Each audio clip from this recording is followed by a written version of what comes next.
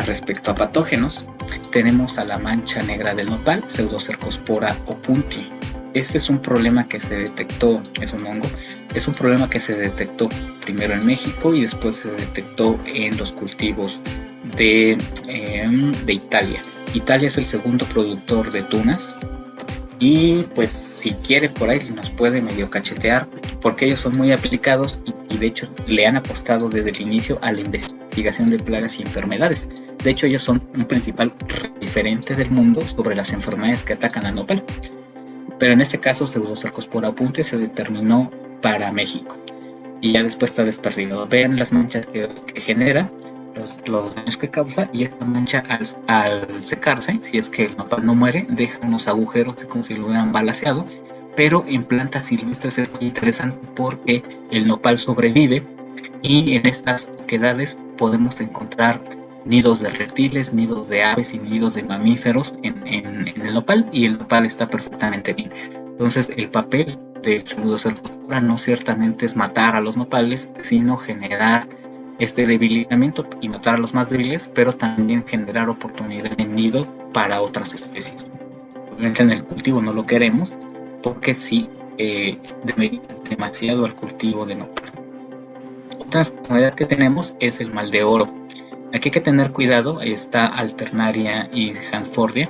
Hay que tener mucho cuidado con la determinación de que se trata de esta enfermedad. Aquí vemos que el mal de oro se le llama así porque tiene una tonalidad más o menos entre cafezuzca y amarilla, más o menos, bueno, dicen que es un dorado, o le pueden llamar bronceado también. Hay que tener cuidado con la determinación de esto porque muchas veces los insecticidas pueden generar fitotoxicidad a la capa cerosa del nopal y entonces se quema más o menos de esta manera y da esta apariencia también medio café amarilla. Entonces hay que tener cuidado en determinar qué es el mal de oro. Hay que tener pruebas en laboratorio para determinar qué es el hongo, porque hay también un conjunto por ahí de bacterias y demás que ahorita vamos a ver. Y entonces, bueno, esto es muy común, Alternaria es muy común en muchos otros sistemas, entonces hay que tener cuidado si es este o es un complejo de varias ahí. Falta mucho en estudiar acerca de este patógeno en particular. Aquí tenemos al macho del nopal, es una enfermedad que tiene bastantes síntomas diferentes. Vemos, por ejemplo, que el cladodio se alarga o bien puede ser amarillo. Vemos que también puede presentar una típica forma de corazón, el nopalito. Se ve romántico, pero este es un indicio claro de que tiene a este fitoplasma. También podemos vean aquí el tamaño de y uno encima del otro. Esto debería de ser uno solo y sin embargo se genera uno y luego se genera otro. Ese es por un problema por fitoplasma. ¿Cómo es que está en el sistema? No se sabe. ¿Hay algún organismo vector? No se sabe. Esto también ocurre, vean aquí la gran cantidad de gloquídeas, esto parece un fruto de noni en lugar de un nopal, y esto lo podemos encontrar también en campo. Lo que pasa aquí es que el tema del fitoplasma fue abordado por un investigador que actualmente ya está fallecido. Él estuvo trabajando fuertemente con este patógeno, pero fuera de él no había un interés de ningún investigador en México por este tema. Actualmente han salido un par de trabajos y aquí lo interesante de este trabajo es que el fitoplasma puede estar presente en el nopal de manera asintomática. Entonces eso nos sugiere que potencialmente tiene una amplia distribución en México y seguramente en otros países del continente, pero no le está causando un problema al nopal, o por lo menos el problema puede estar disfrazado por la presencia de enfermedades o de insectos, y no lo sabemos porque no hay estudios. Aquí vemos un folleto técnico del Estado de México. A ellos sí les preocupa un poquito a los tuneros esta cuestión del macho, porque le llaman macho porque la planta deja de producir tunas. Entonces le dicen que como no produce frutos, pues es una planta macho. Aquí vemos, por ejemplo, una persona que está metiendo a triturar un nopal. Aquí hay un detalle porque estos instrumentos que usan para picar los nopales, si el nopal está infectado, ese instrumento va a estar infectando cualquier otra cosa que esté en contacto con ello. Y aparte, si van a estar triturando y aventándolo al aire, pueden esparcir también restos de fitoplasma por ahí, ¿no? Restos de vegetal con fitoplasma. Entonces, está, creo que mal ilustrado cómo se debe de hacer.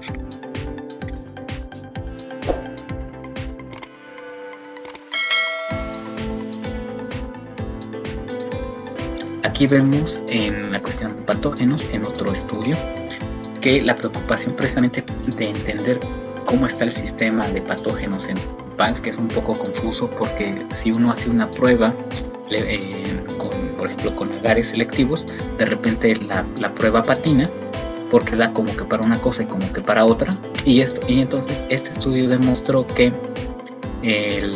todos estos hongos pueden estar por ahí en complejo, y hay que tener cuidado con ello.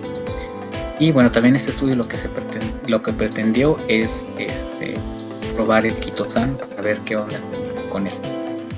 Aquí vemos, esto es una manera sugerida que se hizo por el equipo de trabajo, y se le dijo al productor: mira, para que no tengas problemas en el cultivo desde el principio, los cladodios deben de entrar así, con el típico caldo bordelés.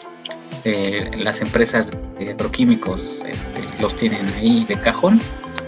Y aquí vemos un cultivo en el que el productor nos hizo caso. Esta es la parte alta de Tlalnepantla. Ven aquí hay encinos y pinos ya en este sistema.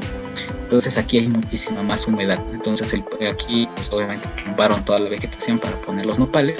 Entonces les dijo: mira, si vas a apostarle de una vez a tu nopal, tienes que tener el caldo bordelés aquí, y tus plantas tienen que estar barnizadas sí o sí, por lo menos un mes antes de lluvia. Unos días antes de lluvia ya no, porque ya hay humedad ambiental y las esporas ya están, si están presentes, ya se están intentando incorporar o ya se incorporaron al nopal. Entonces, por lo menos un mes antes de lluvias tiene que estar así la planta. En el tema de fertilización también hay un par de estudios al respecto, no hay tampoco tantos. Me parece que es hacia la parte norte del país y creo que está más enfocado en nopalito forrajero. El nopal es bastante interesante como forraje, y de hecho en México el nopal verdura es el tercero en cuanto a tonelaje que se produce, es el tercero en producción. Primero está el nopal para tuna, y después está el nopal para forraje, y después está el nopal para verdura. Este estudio que se hizo sobre el rendimiento de cladodios nos muestra que los lixiviados pueden ser más interesantes que la típica composta y que el típico estiércol que avientan, pero aquí hay que tener en cuenta que aquí tenemos el agua. Aquí hay que tener en cuenta que este trabajo se hizo en campo, entonces el suelo ya tiene insumos propios antes de que se haga el estudio. Entonces hay un detalle interesante. Y vemos aquí que el insecticida químico es bueno. Inclusive supera la composta y el estiércol, se entiende porque tiene los requerimientos para la planta y no tiene tanta cosa. Aquí vemos, por ejemplo, la gallinaza, que es una técnica bien común. De hecho, no es tan mala en términos de rendimiento. El detalle está en que estamos incorporando potencialmente bacterias, que esas bacterias tenemos que tener mucho cuidado con el tema de inocuidad, porque es un factor muy importante para que se rechacen los caramelos de México o Estados Unidos, y esto está documentado. En la tema de fertilización, entonces sabemos que hay diferentes tipos: químico, la composta de diferentes animales, también hay un mineral que se puede utilizar, o los lixiviados de estas compostas, o bien una serie de combinaciones. Pero antes de ver, por ejemplo, estas recomendaciones, que son de un par de publicaciones, habría que pensar primero, antes de pensar en cuál utilizar, tendríamos que responder la pregunta de: bueno, ¿conocemos la historia química de los insumos vertidos al suelo de ese nopal? Y esto es bien importante porque, si se fijaron en la anterior gráfica, el solamente aplicar agua hacía que la planta tuviera rendimiento, y eso es porque hay nutrientes en el suelo. Entonces, lo primero que se tiene que hacer antes de leer una recomendación de fertilización, y eso va para cualquier cultivo, es que se debería tener claro el tipo de suelo, que se conociera el tipo de suelo, porque de eso depende mucho los procesos también de lixiviación que va a haber de los nutrientes. Y estos dos elementos son bien importantes. Se demostró en Tlalnepantla con una serie de estudios. Se les dijo a los productores: mira, Vamos a hacer unas muestras de suelo. ¿Cuánto gastas tú en abono en términos de ir a comprarlo? De cargarlo en el camión, de ir a dejarlo, de empezar a palear y demás. ¿Cuánto gastas tú en tiempo y en esfuerzo? Desde luego en dinero. Ahora vamos a invertir en tomar unas pequeñas muestras representativas de las zonas, y con esas pequeñas muestras se determinó que realmente solamente un par de zonas en toda la zona productora realmente requería de nutrientes y eran bien específicos y eran bien baratos de conseguir. Y bueno, para concluir, vemos que el nopal verdura es un cultivo poco estudiado comparado con otros cultivos de consumo nacional y evidentemente contra los de exportación. Solamente la plaga Dactylopyos opunti es la que tiene atención mundial. Los retos fitosanitarios del nopal pueden solventarse con estudios básicos de suelo, de agua, de la zona obviamente, y la correcta taxonomía de las plagas y las enfermedades. Y deben considerarse medidas más estrictas en tema de inocuidad. En el nopal hay realmente pocos problemas sanitarios y varios de ellos se deben de solventar mediante el control cultural. Y esto debería de ser tema de los comités estatales y de los investigadores que estén por ahí relacionados. Y bueno, ese sería todo.